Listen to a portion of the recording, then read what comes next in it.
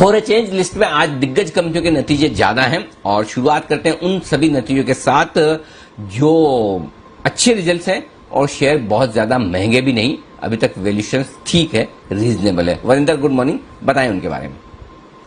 Morning sir. अच्छे नतीजे और वैल्यूएशन उतने एक्सपेंसिव नहीं है, तो बड़े नंबर्स मेरे ख्याल में 5-6 रिपोर्ट हुए थे सर कल। उसमें से सबसे अच्छा नंबर जो पर्सनली मुझे लगा वो डीएलएफ था सर। तो डीएलएफ का कारण एक ही है सर कि अपने को पता था कि Q1 में कोविड का इंपैक्ट आएगा, लेकिन आप देखें तो लास्ट 3 क्वार्टर से जो इसका न्यू सेल्स है वो 1000 करोड़ के ऊपर जा रहा है and I think that is commendable. तो 3 क्वार्टर से लगातार 1000 करोड़ के ऊपर सेल्स कर रहा है। इस बार जो एबिटा मार्जिन आए सर, ये 14 क्वार्टर हाई थे। इंपॉर्टेंटली जो डेट है ये 7 क्वार्टर्स लो था और इनके जो नए नए लॉन्चेस हुए गुड़गांव में या कैमिलियाज जो इनका सबसे बड़ा प्रोजेक्ट है उसमें भी इनको अच्छा अट्रैक्शन मिला।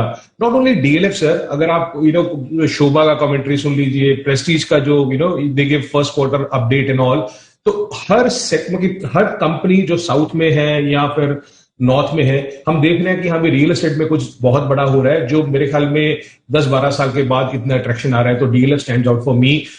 मिड कैप में sir JSL limited, of course 2 चीजें सर, एक तो स्टॉक भाग चुका है ऑलरेडी लास्ट 3-4 दिन में, दूसरा ये एएसएम में आज आ चुका है, तो ये 2 चीजें टेक्निकल हैं जो आपको ध्यान रखनी चाहिए। बट इसके नंबर सर बहुत अच्छे आए थे। एक ही नंबर से सबसे जरूरी है इसका जो एबिटा पर टन है। एबिटा पर टन इस बार 24,500 के आसपास आया कंपेयर टू 20,000 जो इसने लास्ट क्वार्टर किया था। स्ट्रीट एक्सपेक्ट कर रही थी 21,000 के आसपास आएगा। और ये नंबर क्यों इतना जरूरी है सर कि जितना भी ये कैपेसिटी है इसका 1.1 मिलियन टन के आसपास जो कैपेसिटी है, आप उस पर सोचिए कि अभी 5,000 पर टन ज्यादा कमा रहा है, which is very very big.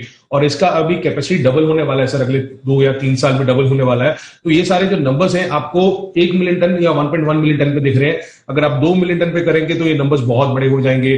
अभी भी करंट कैपेसिटी पे ये 6.5 टाइम्स ईवी एबिटा पे ट्रेड करता है, तो कोई बहुत महंगा स्टॉक नहीं है। ऑफकोर्स एक्सपेंशन अनाउंस कर दिया है और फाइनेंस कॉस्ट भी कम होगी थी। तीसरा स्टॉक सर, और मिड कैप आईटी आप भी बहुत टाइम से बोल रहे हैं कि technology this time has done very very well.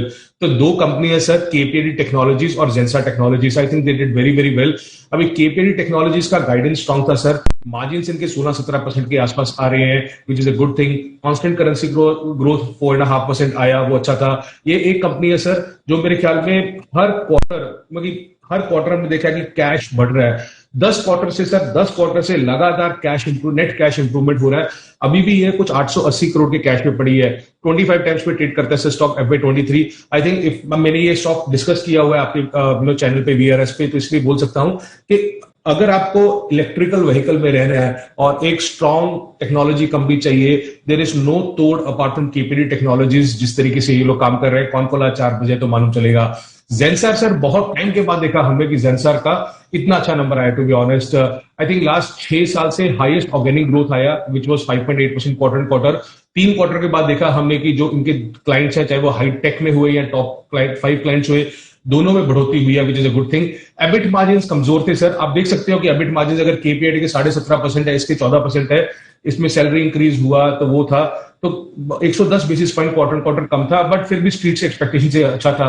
21 time पे ट्रेड करता है। I will any time prefer KPIT over Zensar tech. आज 9 बजे कौन कॉल है जेंसा टेक का। कोरोमंडल के नंबर्स आ चुके थे मार्केट आज में, तो उसके बारे में बात नहीं करूंगा सर। बिल्कुल, तो ये है आपके लिए रिजल्ट्स अच्छे हैं लेकिन थोड़े वैल्यूएशंस रीजनेबल। लेकिन 3 बड़े दिग्गजों के रिजल्ट्स वरिंदर आपने रखे हैं उम्मीद के मुताबिक, axis bank, L&T, Tata Motors. विस्तार में बताएं इनके बारे में।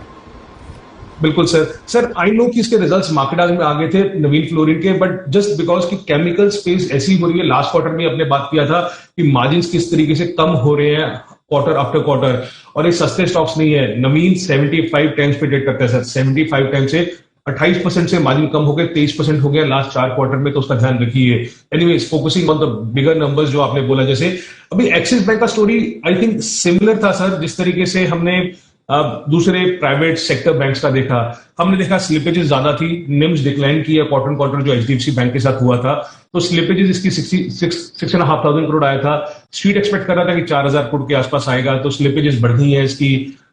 थोड़ा सा एसेट क्वालिटी में भी बढ़ोतरी हुई है कि खराब हुआ है, तो 3.85 वर्सेस 3.7 जीएनपी आया। इसमें जरूरी नंबर होता है, आपको एडवांसेस देखने होते हैं, बट एडवांसेस क्वार्टर फ्लैट ही थे, तो कोई तोड़फोड़ नंबर नहीं आए थे। एल&टी सर उम्मीदें बहुत ज्यादा थी, नंबर्स ठीक आए हैं, बट मैं एक ही चीज इसमें मुझे बहुत अच्छी लगी कि इसके मार्जिन अपने को पता था Q1 बिकॉज इंफ्रा सेक्टर है, तो इंफ्रा सेक्टर में आपको ये डिलेज हुआ, लॉकडाउन है, एग्जीक्यूशन डिले होगा, उसके बावजूद भी 11% मार्जिन रखना, 10.8 11% मार्जिन रखना बहुत अच्छी बात है। सो इतना खराब नंबर नहीं आया, या ऐसा नहीं आया तो इनलाइन है मेरे हिसाब से। ऑर्डर इनफ्लो फिर भी कमजोर था, लोग एक्सपेक्ट कर रहे थे कि 30,000 से 35,000 करोड़ का आएगा, 26,500 करोड़ का आया, but L&T of course has been the cheapest stock in the infra space, so उसका बेनिफिट्स को मिलेगा। टाटा मोटर्स अगेन सबको मालूम था सर कि सेमीकंडक्टर इश्यूज हैं, उन्होंने पहले भी बोल दिया था, अभी भी ये बोले कि हमारे जो सेमीकंडक्टर इश्यूज हैं अभी भी Q2 में भी रहेंगे, और अगर थोड़ा सा रिवाइवल देखेंगे तो सेकंड हाफ में रिवाइवल देखेंगे, तो स्टैंड लो नंबर्स इंप्रूव हो सकते हैं। बट अगर आप जेएलआर का एक्सपेक्टेशन कर रहे हैं तो जेएलआर सेकंड हाफ में ही होगा।